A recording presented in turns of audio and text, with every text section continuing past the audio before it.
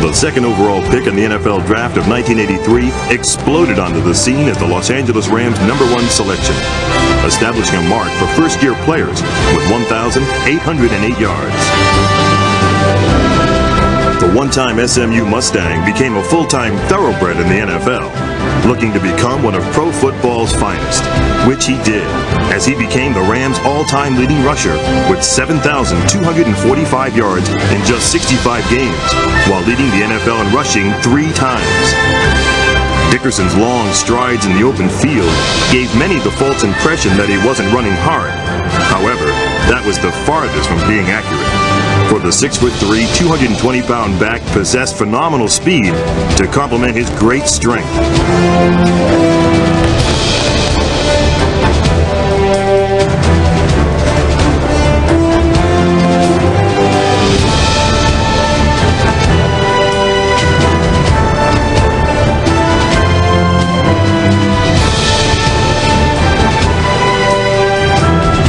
During the season of 1987, this thoroughbred became a Colt, joining Indianapolis, where he continued to excel, gaining 1,011 yards to lead the AFC, followed by an NFL best in 1988 with 1,659.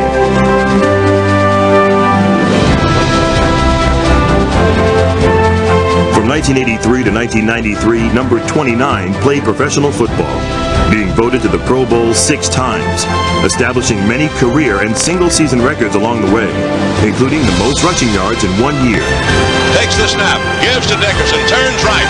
He is at the 40. He's got it to the 45-yard line. Dickerson picks up about 9 yards. Ladies and gentlemen, please welcome a man who set out to establish high marks in the NFL and even higher standards for himself, succeeding in both. Hall of Famer Eric Dickerson. Stand 1,808, most yards by a rookie. 248, most yards in a playoff game. 2,105, most yards in a season by any back in NFL history. Eric Dickerson was the most feared man in the National Football League. Whenever you played him, he seemed unstoppable. It's hard to find a back like me. I mean, and that's not like being boastful. It's hard to find a big, fast back. A record 7 consecutive seasons with more than 1,200 yards. 4 NFL rushing titles. Well, the sheer volume of Dickerson's career numbers mandated Hall of Fame induction, running backs.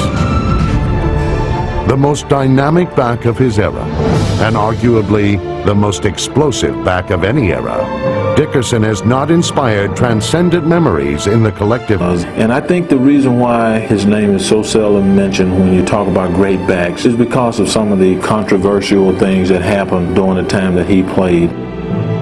Controversy, as much as talent, was a constant. He finished as a journeyman. His mystifying combination of power and grace had receded far into the background, replaced by disaffection and discontent. 35. Eric Dickerson then sent the Cowboys and long-held records tumbling as he rushed for a league playoff record of 248 yards, the greatest single-game performance in Rams history.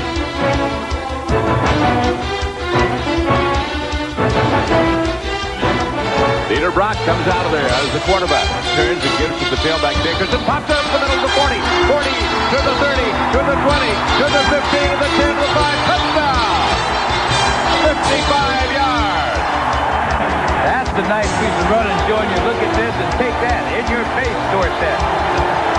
He had a cornerback trying to get to him, but he just laid it down and put it down into another gear. That's fun to watch. Peter Brock works on 2nd and 10 now. Turns out and pitches off to Dickerson. Hard right. That's the 40, 35, 30, down to the 20, 15, down to the 10, to the 5. Touchdown! Whoa! Did he do that? Yes. Amazing. Less than a decade after his retirement, the memory strains to recall Eric Dickerson at his best. The upright running style, the long, graceful strides, the deceptive wave of elegance.